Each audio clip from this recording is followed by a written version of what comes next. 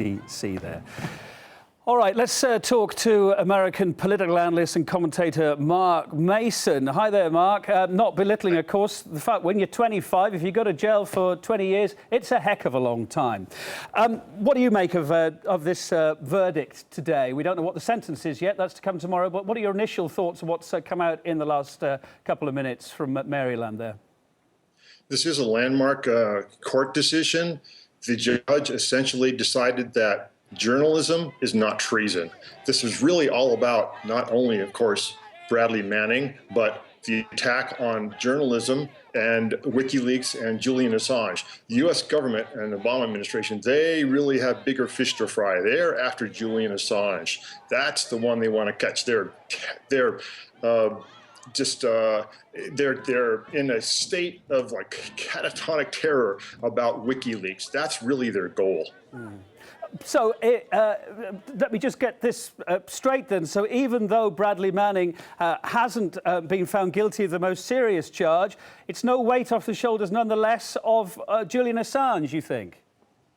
I will not diminish the importance of the judge's decision today. A very important decision. Again, it's declaring that journalism is not treason. And yet on Friday, we had a federal appellate court order James Risen, the New York Times reporter, ordered him to reveal his sources in court. So the attack is on Friday. We had an attack from the appeals court, and we can expect that the Obama administration will follow up with the current attack on we have a massive attack on free speech and on freedom of the press. And they're going to go after Julian Assange. Again, though, this is a landmark decision.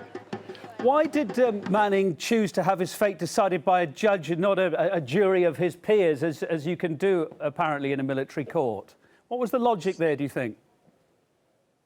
That would have been a discussion I'd like to have been privy to, a discussion between Bradley Manning and his attorneys. My suspicion is that with the military court system, the jurors, if he had chosen to use a jury trial system, the jurors would have been appointed by the commanding officer of the post, so they're not selected randomly as they are in civil trials. So I think that may have had a major factor in this. Manning supporters say he made a personal sacrifice here. Depends which side of the fence you're on with this story very much, doesn't it? But, I mean, what's he gained by making that sacrifice? Bradley Manning is a civil liberties hero. He will go down in history. People will be reading about him 200 years from now, about sacrifices of Bradley Manning, Edward Snowden, and other whistleblowers of this period, Daniel Ellsberg and others. He has sacrificed his future for defending the right of Americans to know about U.S. war crimes. This comes back to the larger context here that we have the wrong person in the court. George Bush should be sitting in a courtroom facing charges for war crimes. And this is a story that will be told hundreds of years from now about the courageous acts of Bradley Manning. Mark, if you can hang on the line, if you could, for us for a second, we really appreciate your input live as you are here.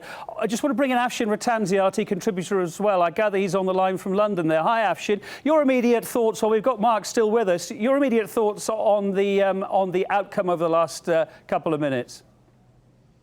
Well, echoing Mark, the wider context that he affected hundreds of millions of people's lives right around the world is, of course, that wider context. But the fact that this man, Bradley Manning, 3 years after he was arrested, was acquitted on an aiding the enemy charge is no cause for celebration. The man was tortured, and Hillary Clinton, the Secretary of State then, resigned. Her press secretary resigned over that torture.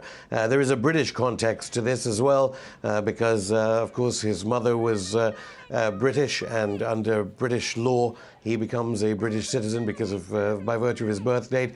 The British Foreign Office here in London has done very little, or perhaps nothing, to help Bradley Manning in those years of torture.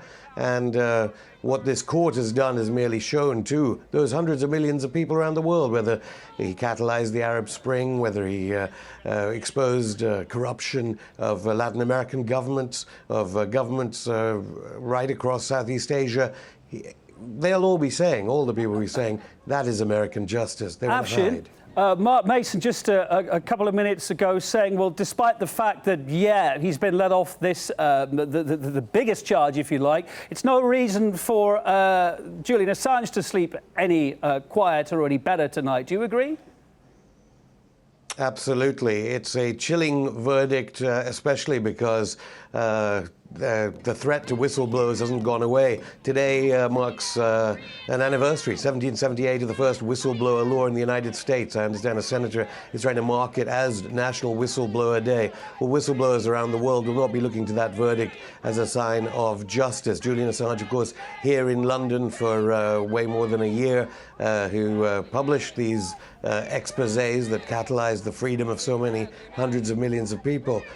He's on the run here in Ecuador, the Ecuadorian embassy in Knightsbridge, and of course Snowden is over there in Russia. This verdict means that Obama, quite apart from assassination strikes against people without any kind of due process, will seek to try as hard as he can to stop the people of America and the people of the world from understanding how foreign policy murders, in the case of the collateral murder video, and destroys the lives of so many people on Earth. Afshin, stay with us if you would. Mark, what are the broader political implications for the US government from this case now, do you think? The Obama administration is really on the run due to the courageous acts of Edward Snowden, Bradley Manning, and other whistleblowers. Information is actually getting out through the cracks, out to the people about the illegal activities, the illegal NSA spy programs, the illegal wars. So I think that we have a desperate administration that's trying to hold together the American empire, and that's Obama's job. He's just another guy. He's a temporary assistant holding down the job of maintaining the empire for 4 or 8 years. That's what presidents are. And so we really have a constitutional crisis. The United States is in a constitutional crisis right now. I can't list all the violations of the Constitution. The First Amendment, the Fourth Amendment, the Fifth Amendment, certainly, are all being violated by all three branches of the government. A recent Pew public opinion poll was released just days ago. 70% of the American public believe that the American government is collecting information about Americans and using it for purposes that have nothing whatsoever to do with spying. Americans are not supposed to know that. They're supposed to be controlled through the mass media, the 5 mega corporations that control and manage public opinion here in the United States. So the control over public opinion is a linchpin of elite control in the United States. We're a representative government, and that government represents the interests of the bankers, the military contractors, big oil and big pharma and such. And this system of information control is beginning to crack. And this comes back again to Bradley Manning and WikiLeaks and the importance of Obama targeting both Manning and Julian Assange. Mark, while you're on the line, I'm not expecting you to be a military legal expert here, but I've got a bit of confusion in my head myself now since this verdict's come out over the last couple of minutes. Our correspondent is saying the maximum that Bradley Manning could face in jail, 20 years. And yet we're hearing, he's been found guilty of he's been found not guilty of the most serious charge, aiding the enemy. Yet we understand that. That was punishable by life imprisonment. But Manning still faces over 100 years in prison on 19 counts. Is that true or is that false? That's my understanding. Either 19 or 20 counts. Bradley Manning has already pre-trial pled guilty to certain charges, and those are already on the books, so to speak. He has pled guilty to 19 or 20 charges. My understanding is that Bradley Manning will be subjected to a minimum of 20 years in prison, even though as you mentioned and noted carefully, that the judge has just discarded the argument that he was committing treason. Yeah, OK. Mark, thank you so much for your time for now. Back to you, Ashton.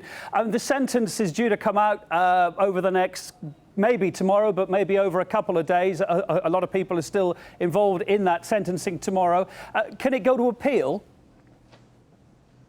Yes, it can. My understanding is that the maximum for all those other charges, despite aiding the enemy, could go up to 154 years. Yes, the U.S. Army Court of Criminal Appeals. That would be after the sentencing procedure, where I understand that around 20 witnesses are to be called just for the sentencing procedure. Then it could go to this military court of appeals and theoretically then to the Supreme Court.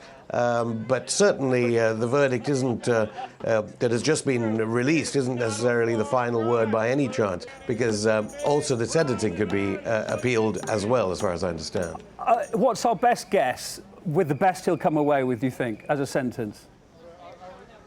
You know, I suppose the major thing to remember here, and it's good that people are identifying the constitutional law professor Obama with this case. We've been running a clip, haven't we, of President Obama caught off guard on a mobile camera. He himself complaining about President Obama, complaining about Bradley Manning and assuming his guilt.